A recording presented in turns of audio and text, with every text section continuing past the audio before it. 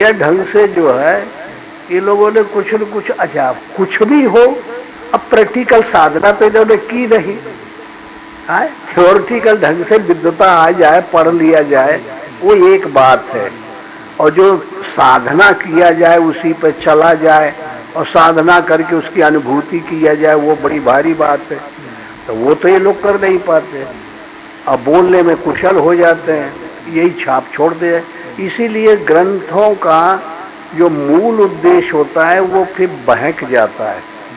जो हमको ग्रंथ को क्या देना चाहिए, ग्रंथ क्या हमें दे सकता है, तो लेने वाले जो पढ़ने वाले पात्र हैं उनको ग्रंथ फिर वो उत्तम अपनी स्थिति प्राप्त करने के लिए क्षम्य नहीं होते हैं, वो दिक्कत आ जाती है। इसलिए ऐसे ही इनमें आ गई है, तभी तो ये सब ये विकार तैयार हो गया। अब आजकल धर्म ग्रंथों की तरफ कोई निहारता है? अब पहले बताइए, संस्कृत भाषा पढ़ी जाती रही, उसमें आचार और व्याकरणाचार, फलानेचार, कितनी डिग्रियां मिलती थी।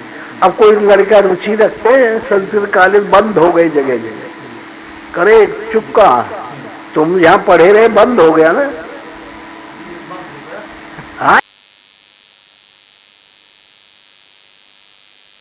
चीज है हमारा, मुक्त हो जाएंगे हम, जो है भगवत ईश्वर को प्राप्त हो जाएंगे, वो जो उद्देश्य था वो नहीं।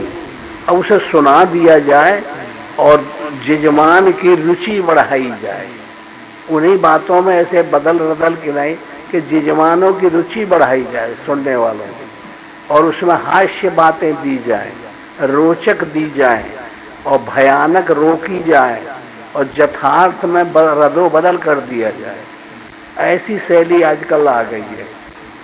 तो फिर अभी देखते हैं आप लोग, टीवियों में ये चलता है, धार्मिक जितना है, तो टीवी में देखते हैं कि एक वक्ता हो जाता है, एक तरफ तबला लेके गाने बजाने वाले बैठे रहते हैं, एक दो चौपाई दोहा या सूत्र बोल के झट गाना शुरू कर देते हैं।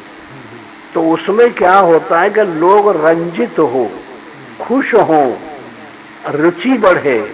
हम कहते यथार्थ वेदांत पे बोला जाए तो कोई सुनने वाला न रहे, सब उठ के चले जाएंगे, तो समझ में नहीं आएगा वो, और समझ में नहीं आएगा तो वो कोई रुचि नहीं बनेगी, रुचि नहीं बनेगी तो चल रही है।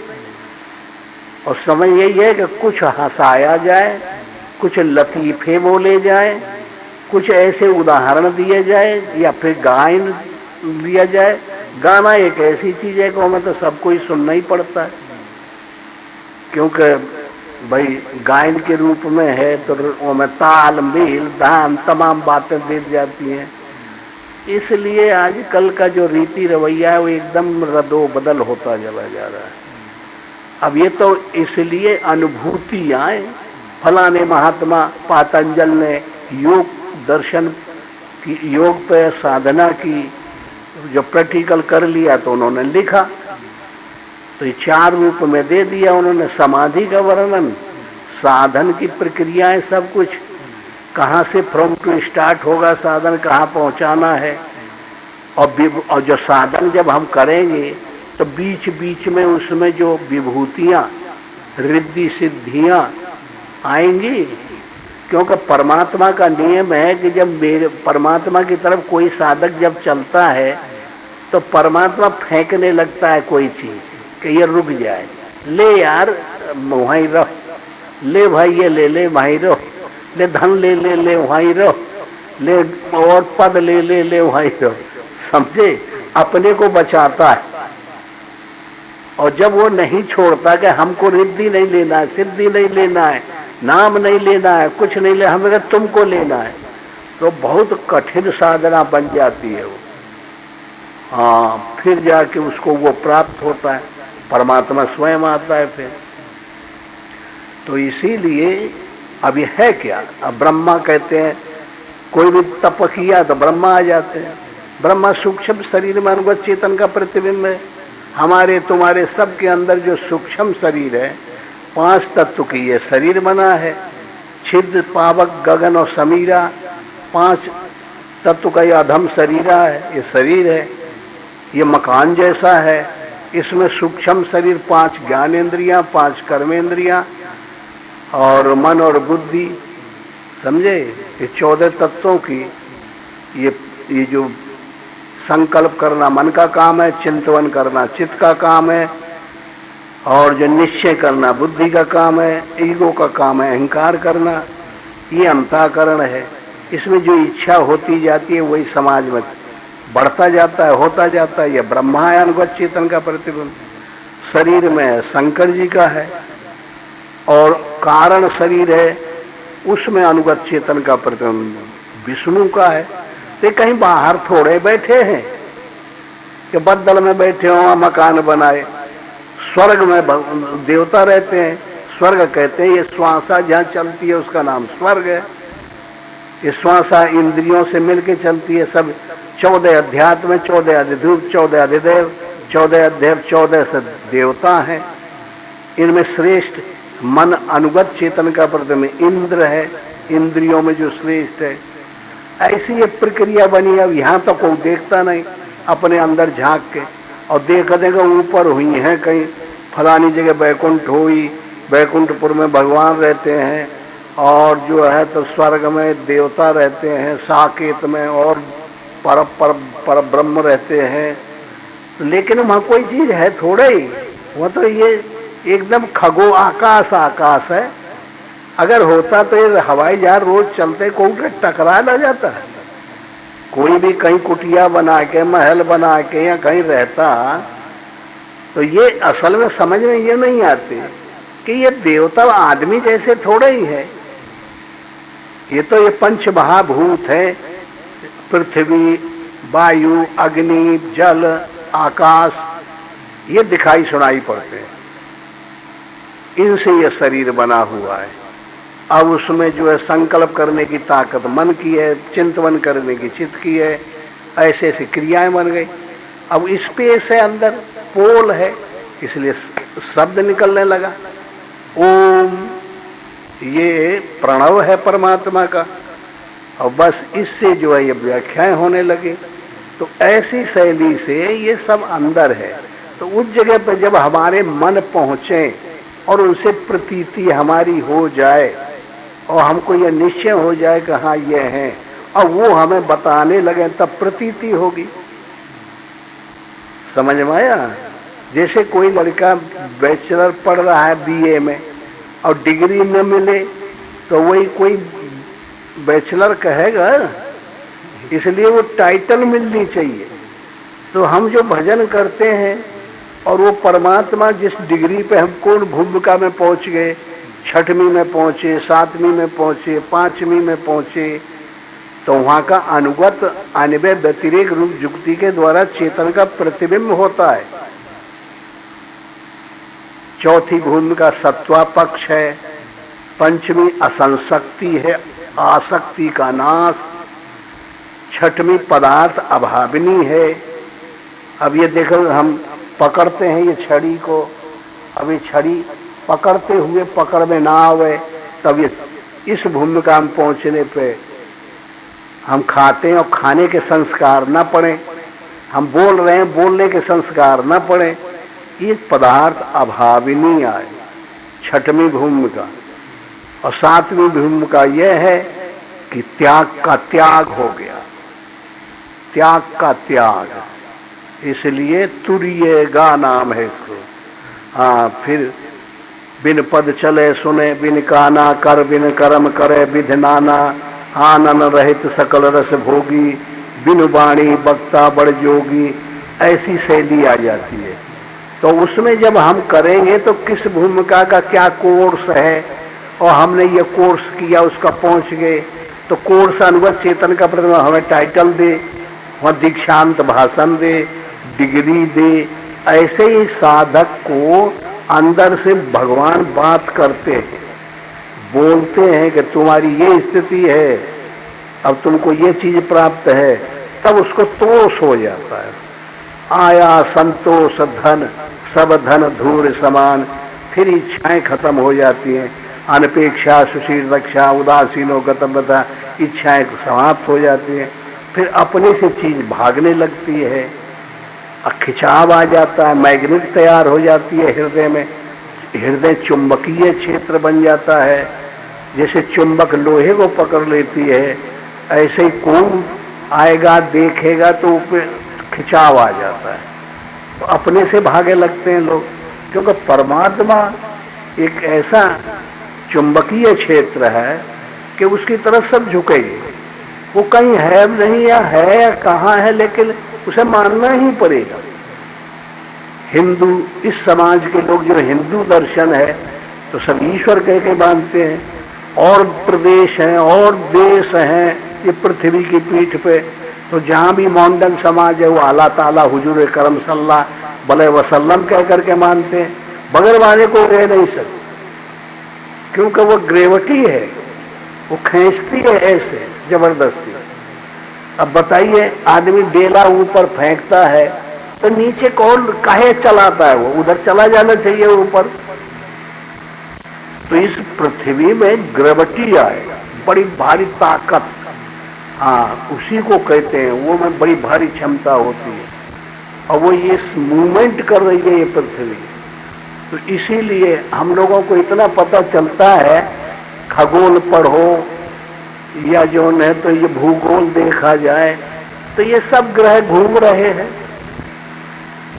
अपनी अपनी धुरी पे। और इस जितने ग्रह हैं सबका मालिक कौन है? सूर्य। और सूर्य स्वयं अपने में घूम रहा है और स्वयं ये परिवार को लेकर के भागा चला जा रहा है, पता नहीं कहां।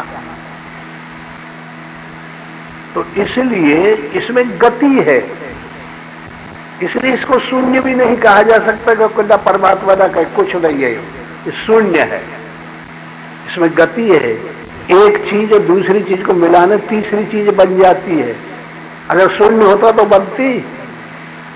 इसलिए ये जो पोल है जिसको हम आकाश कहते हैं, इसमें बड़ी ताकत है, बड़ी क्षमता है। इसलिए परमात्मा को मानना ही पड़ेगा। ताओ लोग ताओ को मानते हैं, कन्फ्यूशियस को मानते हैं, और लोग सबको मानते हैं। पृथ्वी की पीठ पर कोई न कोई धर्म होगा, मगर धारेती इति धर्मा, जिसको धारण किया जाता है वो धर्म है और धारण करने वाला धर्मी है। इसलिए है वो एक ही चीज। अब उनकी भाषा अलग, खान पान अलग, रहन सहन अलग, हमारा अलग, हमारी शैली से हमारी भाषा के हिसाब से उसी को राम कहते हैं, परमात्मा कहते हैं, ईश्वर कहते हैं। उसी शैली से उन लोगों की खान पीन शैली, भाषा, बोली, रहन सहन, इसी के हिसाब से अल्लाह ताला कहते हैं, खुदा कहते हैं। वो लोग क्रिश्चियन, वो अलग जो है अपना परमात्मा कहते हैं, गॉड कहते हैं, यीशु को मानते हैं। ऐसे ही तमाम धर्म है इसमें। और फिर अलग अलग धर्म, जैसे अभी इसमें प्रसंग आया कि कोई भी साधक जो है, प्रकृति तो सबको धारण किए है ना, और एक साधन करके प्रकृति को जीत लिया, तो इसलिए वो अनिर्वचनीय कि उसका नाश हुआ। तुम्हारे हृदय में नाश हो गया, प्रकृति पार हो गए तुम, लेकिन दुनिया में प्रकृति खत्म हो गई है। इसलिए इसको कहते हैं अनिर्वचनीय। सब में होते हुए और सबसे अलग, और एक जगह खत्म हो गई है, उसकी मान्यता यूं मिल जाती है कि व्यक्ति का महत्व है, आत्मा अलग अलग अलग अलग है। और वो जब परमात्मा होते हैं तो एक हो जाते हैं सब में। ऐसी शैलियां हैं वेदांत की बहुत सी, तो उन शैलियों से ये एडजस्टिंग आती है। अच्छा, कौन पड़ जाती है, लेकिन ये एकांगी है, थ्योरेटिकल है, ये क्या जाने इन बातों को। तो वो उसी को अपने इन बातों में, साधना काल की बातों में एडजस्ट कर लो। ये है इसकी विधि। समझ में आया? हाँ, करो, पढ़ो।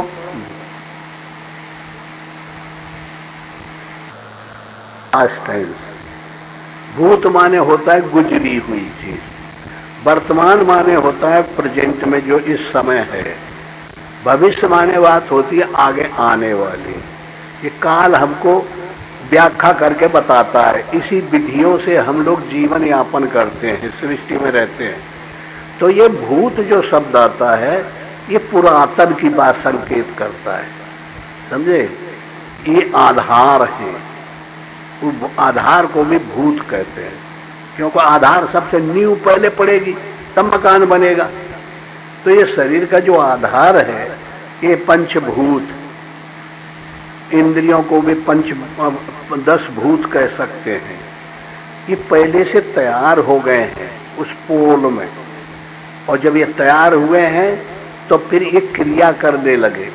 तो क्रिया में हम लोग फजीती में फंस गए हर चीज में, और वो स्वाभाविक उसका स्वरूप है निर्लेप, एक रस, शुद्ध, बुद्ध और उस हलन चलन से रहित, वो है शांति, समझे। जैसे काम करते करते कोई थक जाए तो फिर वो काम की बात बताओ तो वही अच्छा लगता है, कहता है अरे छोड़ो हम थोड़ा आराम कर ले, तब रेस्ट मिलेगी ना। हाँ, तो ये जो मेहनत है, ये जो विचार है, ये जो तर्क वितर्क है, ये जो हरकत है, ये प्रकृति है। ये कर्म से, गुणों से, अनाद और तत्वों से, इंद्रियों से कुछ भी सोचा हरकत किया जाए, ये सब ईश्वर के उदर में हो रहा है।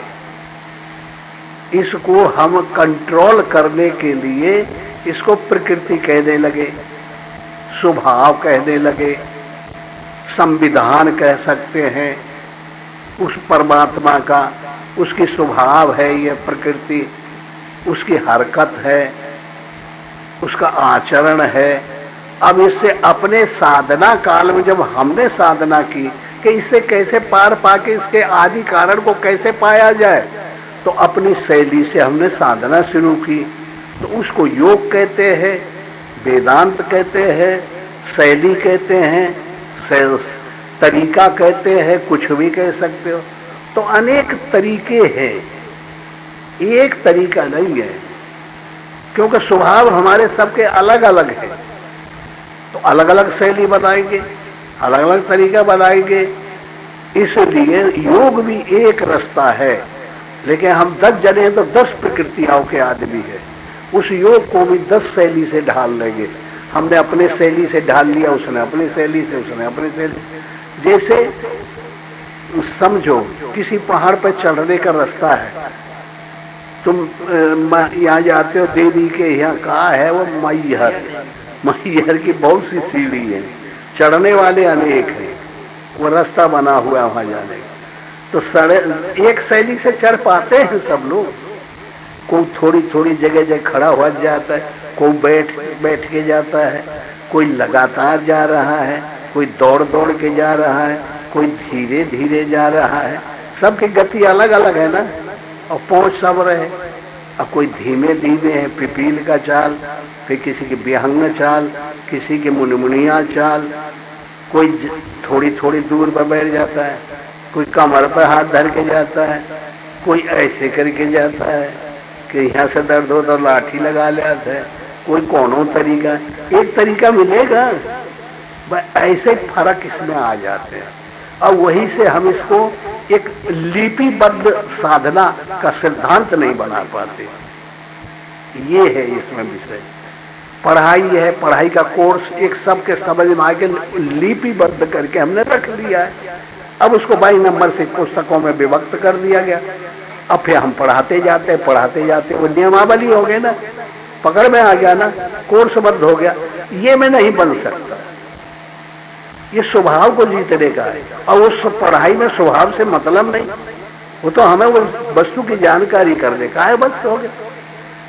और हम जैसे कि इंद्रियां ठीक है, हमारी अंतःकरण ठीक है, बुद्धि ठीक है, और ये सब कुछ गड़बड़ी नहीं है। बस यहाँ से वहां तक ये जानकारी करना है।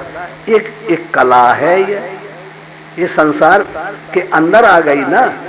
हाँ, इसको पाने से ना बहुत बड़ी ताकत हमको शांति मिलती है, और थोड़ी सी मिलती है संसार के अंदर है अंदर, कि हम ये कलाधारी हैं, हम इतने योग्य हैं, हमको इतनी टाइटल मिली है, इतनी डिग्री मिली है।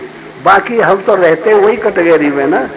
हाँ, वो तो नहीं मिलती कि सबका एंड हो जाए, पीसफुल मिल जाए, हमेशा के लिए सुख ही सुख रह जाए। इससे तो अल्प सुख मिलते हैं। जो विरोधी दुख उनके साथ तैयार बैठे हुए हैं, इनसे तो ऐसी धारणा मिलती है कि जो लाभ मिलता है तो फिर अनेकों को ऐसा मिल रहा है, सबको मिल रहा है, किसको नहीं मिल रहा है। तो ये पटतर देने के लिए कोई महत्वपूर्ण नहीं माना जाता है। इसलिए और ये अध्यात्म जो है ये मौलिक संसार को हरकत में लाता है। हाँ, संपूर्ण संसार परमात्मा से लेके और प्रकृति इसका न्यारा न्यारा करना है। हाँ, उस बुद्धि से काम लेना है। हाँ, सार्वभौमिक बुद्धि से काम लेना है। समष्टि अनुगत चेतन का प्रतिबिंब लाना है। व्यष्टिगत तो यह है नहीं, समष्टिगत पूरे संसार का रूपरेखा। इसलिए उस शैली से इन लोगों को बताना पड़ता है। अब वो हमारे अनुकूल हो गई, तुम्हारे शायद अनुकूल न हो। किसी की धारणा किसी के अनुकूल थोड़ी सी हो जाएगी, किसी के नहीं होगी। हमारा झुकाव थोड़ा वेदांत की तरफ ज्यादा है, तुम्हारा झुकाव थोड़ा भावुकता की तरफ ज्यादा है, उनका थोड़ा कर्म की तरफ ज्यादा है, उनका थोड़ा और कुछ तीसरे ढंग का है। ऐसे भिन्न भिन्न प्रक्रिया है। तो इसलिए इसका कोर्सबद्ध हो नहीं सकता, नियमावली चल नहीं सकती। ऐसे ही घपलव रहेगा, बेतुका बेतुका। इसीलिए लोग कहते हैं कि भाई इतना बड़ा भारी साधना का बहुत बड़े कोर्स चल रहे हैं, कीर्तन चल रहे हैं, यज्ञ हो रही हैं, भजन हो रहे हैं, तप हो रहे हैं, तपस्याएं हो रही हैं और साधनाएं हो रही हैं, बड़ी बड़ी यज्ञ हो रही हैं, लेकिन इस शांति पाने वाले नामालिक थोड़े से लोग होंगे। हाँ, शांति जिनको मिली वो न की बराबर है, और अशांति वाले भरे पड़े हैं संसार में। तो ये बताइए, जितनी साधना का ये सिलसिला चला है, ये कोई कामयाब हो रहा है कि पछड़ता जा रहा है? ऐसा लगता है ना। चारों तरफ हाँ हजारों अटैक हो रहे हैं बुराई के, प्रकृति के क्षेत्र के और अशांति के, बुराई के, भलाई के मिले हुए ये संसार के। और जो उद्देश्य है ईश्वर वाला वो ना की बराबर है। कुछ प्रगति दिखाई पड़ती है समाज की तरफ से। हाँ, इसलिए ऐसा ही होना चाहिए, तभी उसकी बहादुरी है। अगर 100 लोगों में से 50 पा जाए अगर उस प्रगति को, तो उसका वैल्यू खत्म हो जाएगा। समझ लो। इसलिए इसको जो जान जाते हैं वो माँ की वही फिर बोलने के लिए तर्क वितर्क हिरा जाता है, और वहीं चुप अपने से अंदर से तर्क होती है और वहीं से उत्तर मिलते चले जाते हैं, उत्तर मिलते चले जाते हैं, वहीं चुप हो जाते हैं। और जब तक नहीं जानते तब तक खोद खनिज उपाद्रव करके रख देते हैं कि ऐसा क्यों नहीं है, ऐसा क्यों नहीं है, ऐसा क्यों नहीं। ये महात्मा सब बेवकूफ है, ये जो भजन करने वाले सब बेवकूफ है, यहाँ तक कह डालते हैं लोग।